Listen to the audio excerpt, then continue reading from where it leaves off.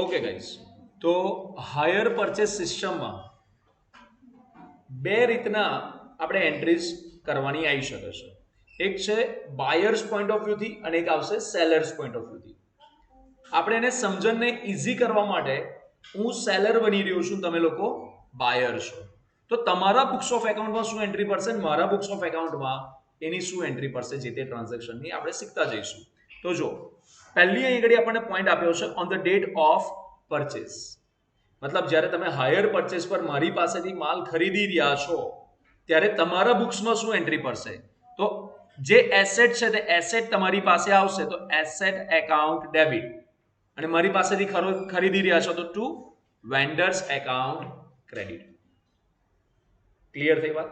આ રીતના હું એઝ અ સેલર હું મારા ચોપડામાં શું એન્ટ્રી પાડીશ, તો કે purchaser account debit to sales account credit.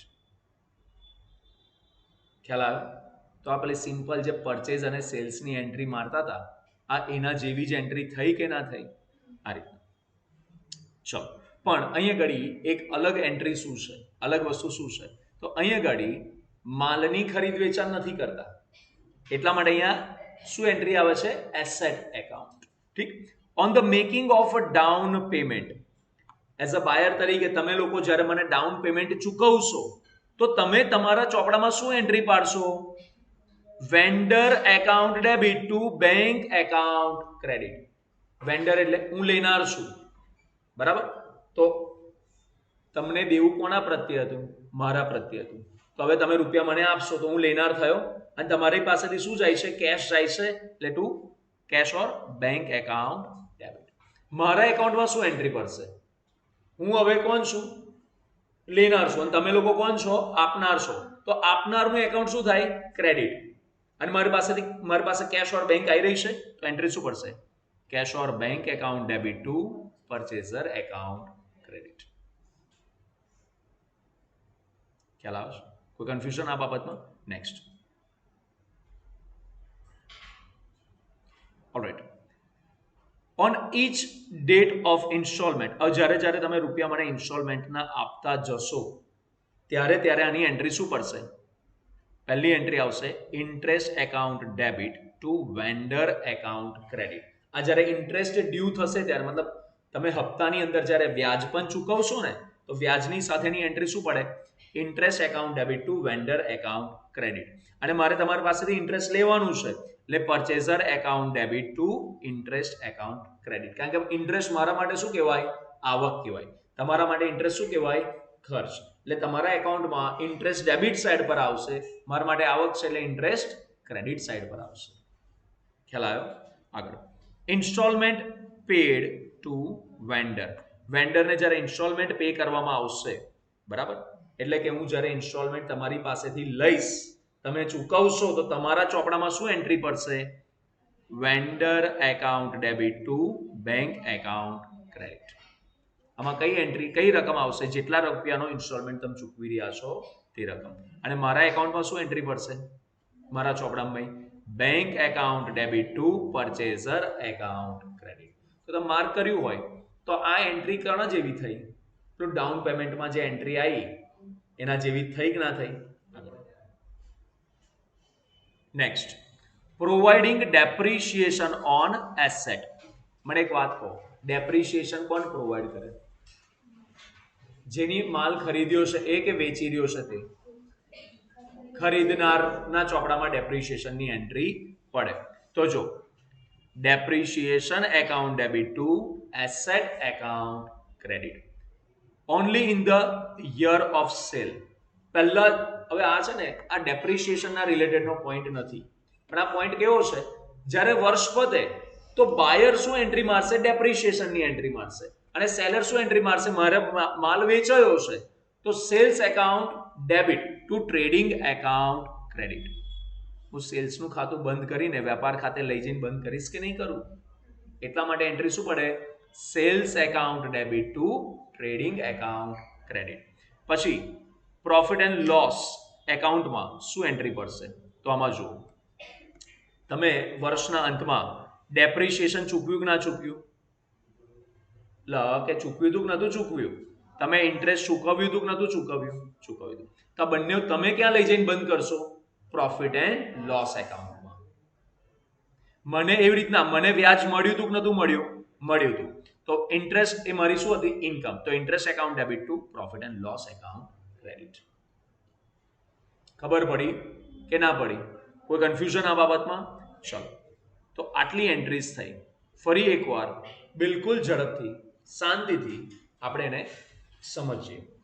પહેલી એન્ટ્રી શું હતી કે જ્યારે તમે ખરીદવાની વાત લઈને આવો, બરાબર, તમે જ્યારે વસ્તુ ખરીદો, asset purchase, for example machinery ખરીદો છો, તો એન્ટ્રી શું પડશે?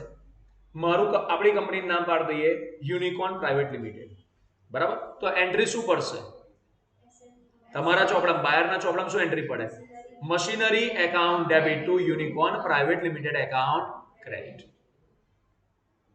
ક્લિયર થયું? પાછળ બોયઝ ફરી એકવાર સમજાવું.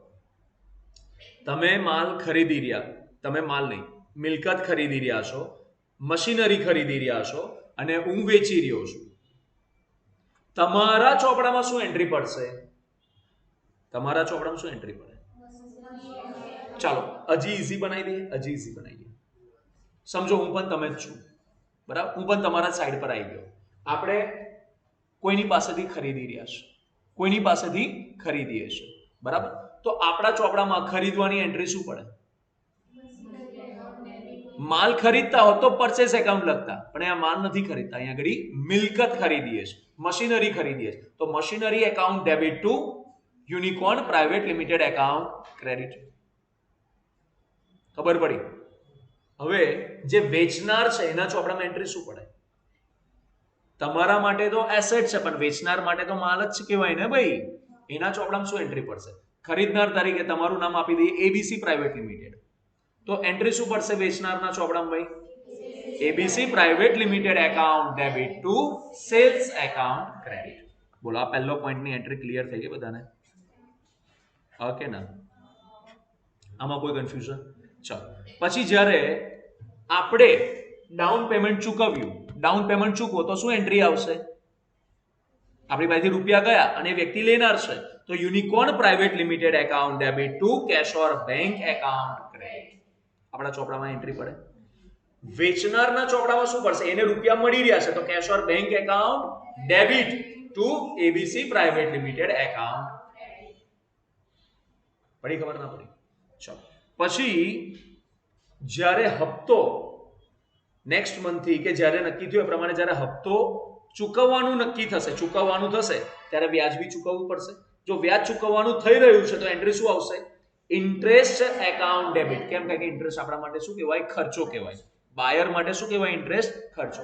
તો interest account debit to Unicorn private limited, કારણ કે આ રૂપિયા આપણે એમને આપવાના થયા, એટલે interest account debit to Unicorn private limited account credit. યુનિકોર્નના ચોપડામાં શું એન્ટ્રી પડશે? એને વ્યાજ લેવાનું છે, એટલે વ્યાજ એના માટે ઇન્કમ છે. કોની પાસેથી લેવાનું છે? ABC private. તો ABC private limited account debit to interest account credit. Clear? આ લેવાનું થયું ત્યારે.